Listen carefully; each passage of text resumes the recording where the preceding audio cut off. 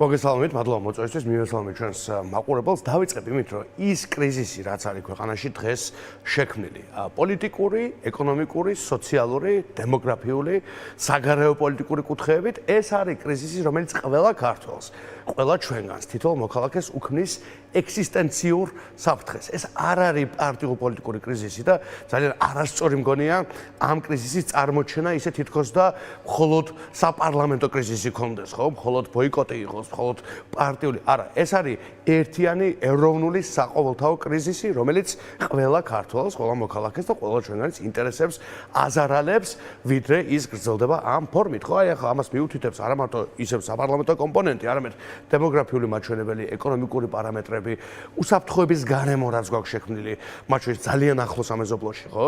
და ჩვენ გვახსოვდეს, მე ხშირად მიყვარს ხაზგასმა, თეირანი არის ბევრად უფრო ახლოს, ვიდრე ევროპული კავშირის სახელმწიფოები. ჩვენი გეოგრაფიული სამეზობლო ისეთია, როგორიც არის.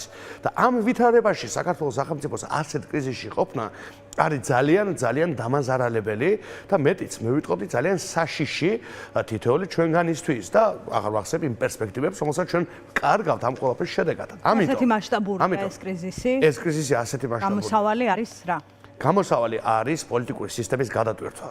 პოლიტიკური სისტემის გადატვირთვის გარეშე ჩვენ ვერ შევძლებთ, რომ მივახციოთ შიდა ინსტიტუციურ სტაბილურობას და ვერ შევძლებთ, რომ მივახციოთ იმ ტიპის ინსტიტუციურ მედეგობას, ასე თუ ვიტყვით, აი რეზილიენს, ასაც ქვია ხომ, მდგრადობას, რაც არის კრიტიკულად აუცილებელი თუნდაც ეროვნული უსაფრთხოების მიზნების განხორციელების. როგორ უნდა გადაიტვირთოს? ნახეთ, პოლიტიკური სისტემა ვერ გადაიტვირთება, თუ კი მხარეები რეალურად არ იმოქმედებენ საამისოდ. უპირველეს ყოვლისა, რეჟიმმა უნდა გამოიჩინოს ამისათვის ადეკვატური პოლიტიკური ნება, დაინახოს, რომ ის არის ძალიან მძიმე ვითარებაში, მიუხედავად იმ პარტიულ პოლიტიკური პროპაგანდისა, რასაც ეს რეჟიმი უნდა განსაკუთრებულად ირაკლი კობახიძე აწარმოებს, როდესაც ის ქართულ ხალხს ეუბნება, რომ ყველაფერი კარგად არის, ყველაფერი ძალიან ცუდად აქვს ქართულ ოცნებას და მოსკოვის მექანიზმი არის, მე ვფიქრობ, ამისი ყველაზე კარგი დასტური, რადგან ჩვენ ნახეთ არნახული ტიპის და კალიბრის შეფასება ყველა ძირითადი პარამეტრით იმისა თუ როგორ მიიტაცეს სახელმწიფო, როგორ გაყავდა არჩევნები, რომელიც უნდა იქნას გამოძიებული, როგორ ესხმიან თავისუფლების და დემოკრატიის უკლებლივ ყველა ჩანასახს. არჩევნებზე უფრო დარღვევებზეა საუბარი და მის გამოძიებაზე. დიახ, და მათ შორის საუბარი იმაზე, თუ ეს რაღაცები არ მოხდება, ჰააგას გადაეცემა საქმე. ამაზეცაა საუბარი. და აქ მე კი არ გადამცემენ ჰააგას, ირაკლი კობახიძეს გადასცემენ ჰააგას. ამ რეჟიმმა უნდა დაინახოს, რომ პოლიტიკური სისტემის გადატვირთვის გარეშე, ადეკვატური ნაბიჯების გარეშე და აი როგორ ვთქვათ, აი რაღაცა აი ძალმომრეობის პოლიტიკის, აი ანიჰილაციის, განადგურების პოლიტიკის პირობებში ვერაფერი ვერ გადაიტვირთება. აი დღეს ირაკლი კობახიძე ამბობს, რომ ამ რეკომენდაციებიდან რაღაცებს ავარჩევთ. ანუ ისე რომ მაგალითად არაფერს არ შევასრულებთ, ასეთი პირდაპირ უარყოფა არ ყოფილა, თუმცა მძიმე რეკომენდაციების შესრულება ალბათ მოსალოდნელი არ არის, მაგრამ რაღაც ტიპის ნაბიჯებს ვნახავთ. თქვენი აზრით რა უნდა იყოს ნაბიჯი? ჩემი პირველი ნაბიჯი დავიწყებ იმით, რომ ეს ირაკლი კობახიძის არჩევანზე არ დგას, კაფეოდ ვიტყვი, ეს არის რეკომენდაციები, რომელიც გაცემულია, იმიტომ რომ ყველა მიმართულება აქ არის საკვანძო, იქ არაფერი არ არის ამ დასკვნაში. კი ბატონო, თუმცა მაინც რეკომენდაცია და ხო, მაგრამ ეს რეკომენდაცია ატარებს პოლიტიკურ და დიპლომატიურ ფასს, ძალიან მაღალ პოლიტიკურ. კი ბატონო, რა უნდა იყოს პირველი ნაბიჯი? ეს არ არის NGO-ს რეკომენდაცია, ხო, კი არ ვაკნინე, მაგრამ ეს არის EUTHO-ს 24 წევრი სახელმწიფოს მანდატით გაცემული რეკომენდაცია, ხო? გრიგოლ, ნაბიჯი რა უნდა იყოს? პირველი ხო სელექცია მე ვურჩევდი რომ არ დაიწყოს სელექცია, იმიტომ მას არ აქვს ამის კომფორტი. სელექციის შემთხვევაში ისევ მივა ჰააგაში და თუ ჰააგაში სურს წარდგომა ბოჭორიშვილთან და სხვებთან ერთად, კი ბატონო, გზა ხსნილია. ამ გზას აწვევიან თვითონ აქტიურად, ამ გზას მიყვებიან.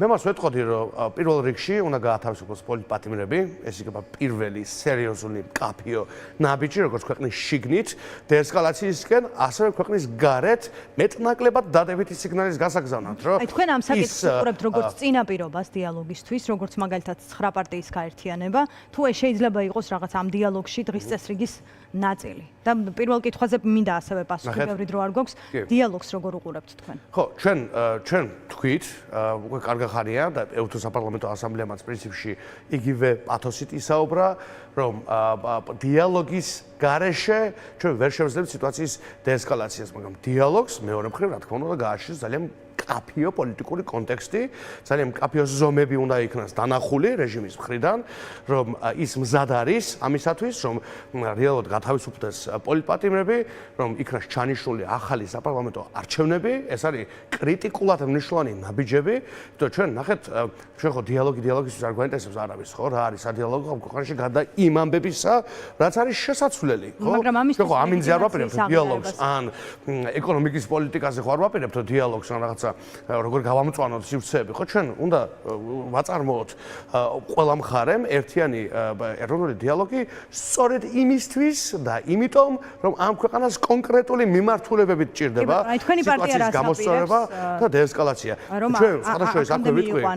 დიახ, ჩვენ აქვე ვიტყვი, ხვალ გვაქვს ძალიან მნიშვნელოვანი ფორმატი ლიდერთა სათათბირო, ეს არის ძალიან მნიშვნელოვანი მომენტი, როდესაც 150 ლელოელი ლიდერი მთელი ქვეყნის მასშტაბით, ყველა რეგიონული ორგანიზაციის ხელმძღვანელი, ყველა არჩეული პირი იკრიბება ერთად, ჩვენ ვიმსჯერებთ მათ შორის ამ საკითხებზე ბუნებრივია, თუ როგორ უნდა გამოვიყვანოთ ქვეყანა აი ამ ძალიან მძიმე და ყველასათვის ცუდი და დამაზიანებელი პოლიტიკური ჩიხიდან და მე ვფიქრობ, ჩვენ გვექნება საზოგადოებისთვის არაერთი საინტერესო შეთავაზება ამ თვალსაზრისითაც და ბევრი სხვა თვალსაზრისით, მაგრამ ჩვენი სულისკვეთება არის ის, რომ ყველაფერი უნდა გაკეთდეს იმისთვის, რომ რაც შევა დროულად გათავისუფლდეს პოლიტიკური ტყვეები და რაც შევა დროულად მივახციოთ ახალი საპარლამენტო არჩევნების დანიშვნას და ქვეყნის გამოყვანას აი ყველასათვის დამაზარალებელი მდგომარეობიდან.